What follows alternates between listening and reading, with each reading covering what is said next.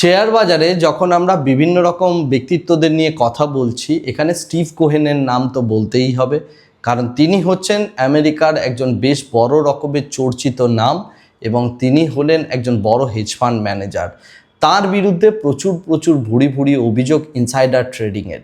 তার সবচেয়ে কন্ট্রোভার্সিয়াল যে ট্রেড সেটা হচ্ছে যে টুইন টাওয়ার কোল্যাপস করার আগে তিনি সেই মুহূর্তে মার্কেটকে শর্ট করেছিলেন এবং 2000 সালের যখন মার্কেট ক্র্যাশ করে সেই জায়গা থেকে তিনি একটা বিপুল পরিমাণ টাকা বানিয়েছিলেন।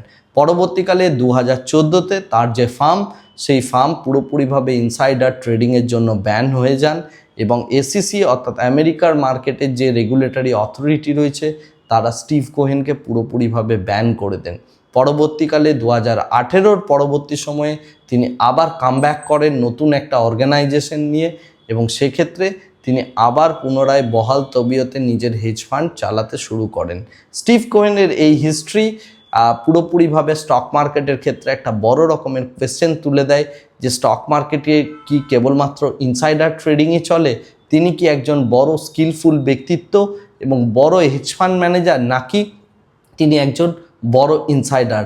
আপনি কি মনে করেন সেটা অবশ্যই আমাকে কমেন্ট সেকশনে জানাবেন।